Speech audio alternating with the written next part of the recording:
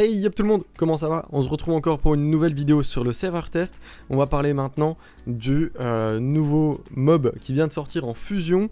Alors du coup sur le serveur test je l'ai déjà, je peux le tester et j'ai même du coup son couple, donc c'est-à-dire Yameko juste ici. Non, Yumeko, vous connaissez ma passion pour le fait de déformer les noms des mobs. Ici voilà, Karato le chasseur, voilà. Pour moi, je l'ai testé un petit peu, on va le tester ensemble, vous le verrez. Vraiment un bon mob, vraiment très intéressant, encore plus avec le couple. Mais voilà, on va le tester pour l'instant déjà tout seul. Et vous allez voir que ça fonctionne plutôt bien. C'est parti, let's go.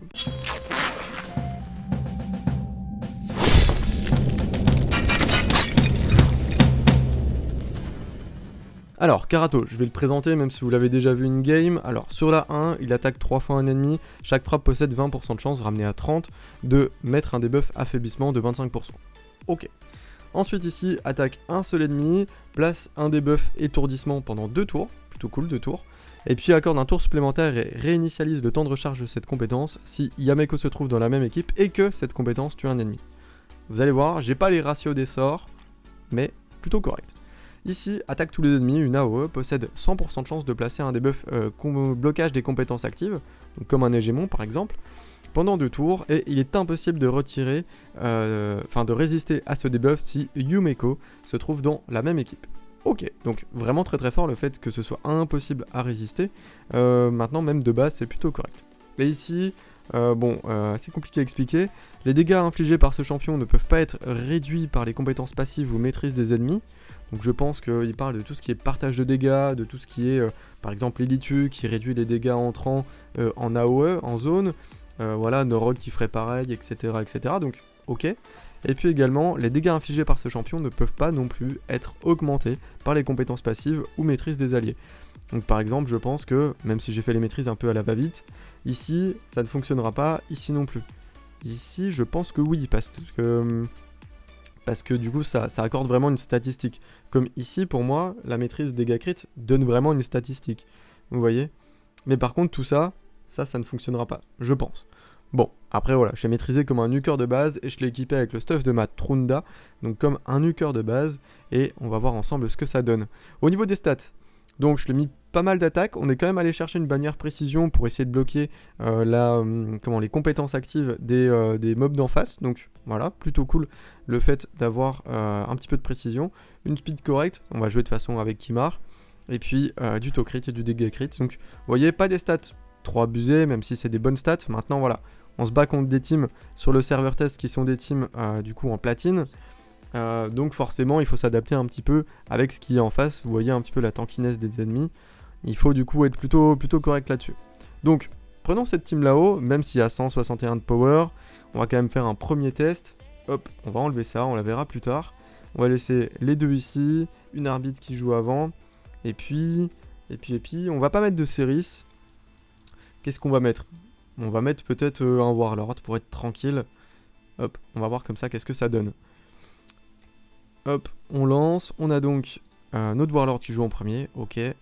Ensuite ça, donc plus de buff en face. Et là du coup on va pouvoir nuke, on a juste un buff attaque. On va pouvoir du coup faire notre AOE, c'est parti. Plutôt cool, voilà, plutôt une AOE correcte. C'était pas forcément le meilleur truc. Maintenant on va reset un petit peu avec le Kimar, on va se rebooster l'attaque. Et là vous allez voir, deuxième salve. Hop. Tiens, pour faire un vrai test, on va faire avec la 2 et on va attaquer celle-ci. Donc celle-ci qui est plutôt tanky, pas mal de PV et puis plutôt pas mal de def très sûrement. Et on va voir du coup ce que ça donne. 119 000. Je pense qu'on l'aurait one shot si elle n'était pas en SP. D'ailleurs très bizarre d'avoir un Ursuga en SP. Mais plutôt pas mal, vous voyez. Plutôt pas dégueu au niveau des hits. Je connais pas les ratios encore une fois. Mais plutôt pas mal. Hop, encore une fois des dégâts plutôt corrects. On va tester contre une team peut-être un petit peu plus tanky. Ici on aurait un truc. On peut tester ce truc là. Hop, on va mettre quoi? On va mettre ça peut-être avec une Sifi pour avoir... Non, ou avec un break def. Allez, avec un break def, on testera avec et sans. Hop, là on est sur un truc classique. Donc, Kimar Andor, oui mon arbitre est lente. Ici on fait ça. Là ici on met le break def. Et du coup la Lilitu normalement ne va pas pouvoir réduire. Voilà. Et puis également, là, je l'ai pas lu, mais dès que Yumeko meurt, accorde instantanément un tour à ce champion et réinitialise les compétences de ce champion. Donc si elle meurt, la Void qui est en doublant avec lui, ça rend ça ultra fort. Maintenant, c'est une Void qui est obtenable que par des éclats, ça peut être assez compliqué. Mais là, regardez. Plutôt un bon hit. Plutôt un bon hit. Je trouve ça correct. C'est pas non plus une Trunda qui aurait peut-être one shot, mais plutôt un bon hit quand même. Ici, on va relancer tout simplement et on va tester une A1. On va tester la 1 directement sur Lilitu pour voir un petit peu ce que ça donne. Ah, ça c'est trop chiant.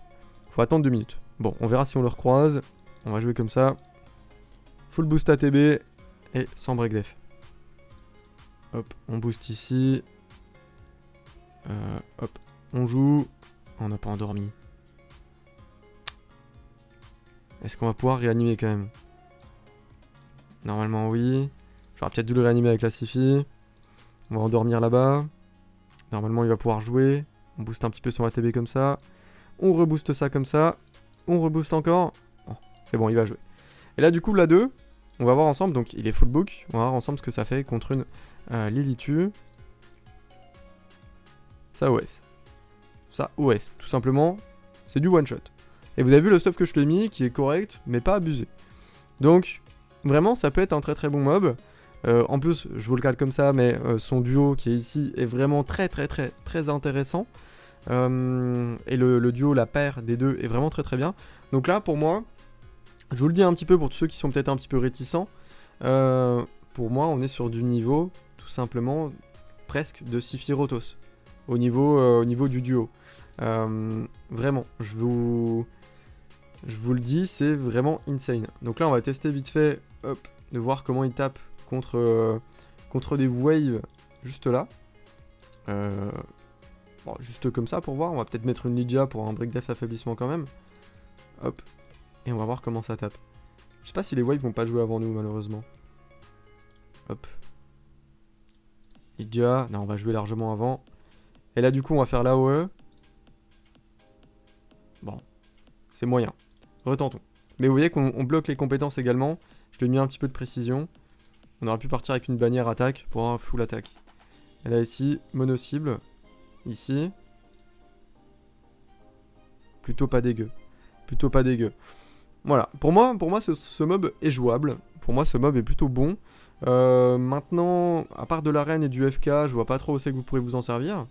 Peut-être en Doom Tower. L'idée est de bloquer les compétences des ennemis. Ça pourrait être intéressant à plusieurs endroits. Si vous avez le duo, bien sûr, ça va être complètement insane. Il y a une vidéo qui va présenter le mob et puis du coup son duo ici sur Yumeko. Regardez un petit peu plus haut si elle est déjà sortie. Sinon, restez connectés sur la chaîne et vous verrez bien. Mais voilà, ce mob, vraiment plutôt intéressant, que ce soit son A2 et son A3. Pour moi, il veut être plutôt utilisable. À voir à quel niveau, mais pour moi vraiment le couple en tout cas c'est du Sephirothos. Donc faites la fusion, sinon vous le regrettez je pense. Donc voilà, si vous avez moyen de vous organiser, c'est une fusion, c'est à dire que vous aurez également les épiques à faire, donc un épique là, un épique là, un épique là-haut, donc on n'a pas le visuel mais il ressemble à ça.